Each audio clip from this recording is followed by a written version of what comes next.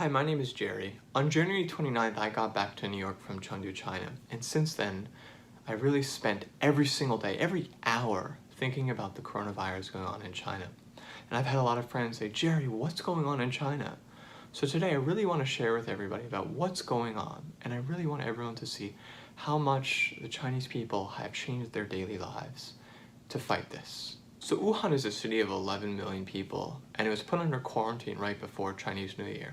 You might not have heard of Wuhan, but I mean, think of the city like New York or London. It's a big deal. Now, at the time, I was in Chengdu, which is about 1,000 kilometers away, and everyone was asked to stay home, and they did.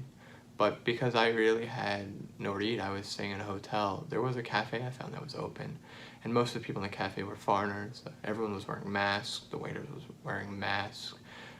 To travel, let's say to take the metro, or to even enter a mall, I had my temperature checked. So I lived like this for a few days, and then I headed back to New York. So when I got to the airport, my temperature was checked at the entrance.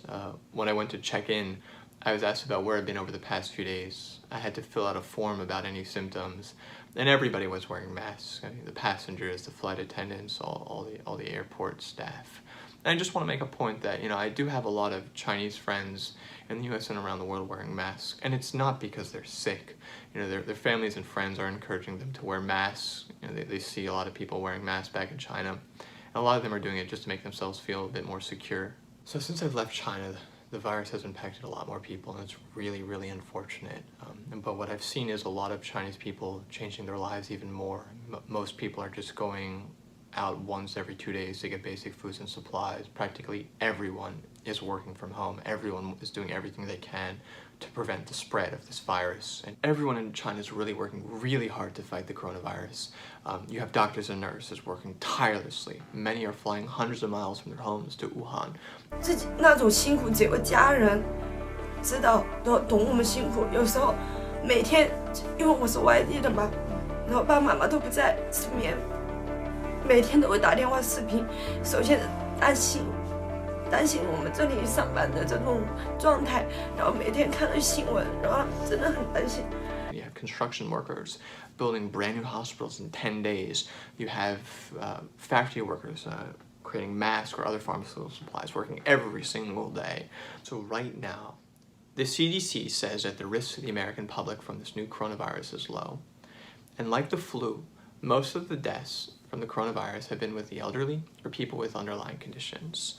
One death is really, really sad. I mean, it really is sad. But I'd also like to point out something else that is sad. I've read a lot of reports online of Chinese being discriminated against because of this new coronavirus. And this is really, really sad.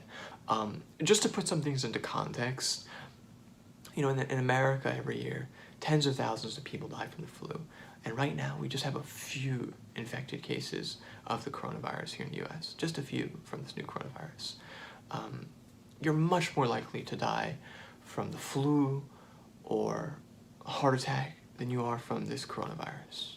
So this panic and discrimination isn't just the fault of individuals. I think media has played a role, and particularly the Wall Street Journal on February 3rd published an opinion piece by Professor Walter Russell Mead, and I'm not making this up. The title of this opinion piece was called China is the Real Sick Man of Asia.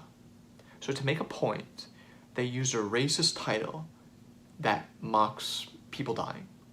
And I'm not making this up, and I don't get what they were thinking. It's just wrong. And this kind of thing causes discrimination, causes panic. I'd like to share something that the WHO said. They said, we must remember these are people, not numbers. Lastly, I want to end on a positive note. See, the areas affected by the coronavirus, they need our donations and supplies, but they also need our thoughts. They also need to know that they're not at this fight alone, but they're at this fight with us together. So if we're all fighting the coronavirus together, we all can win. So thanks for watching this video.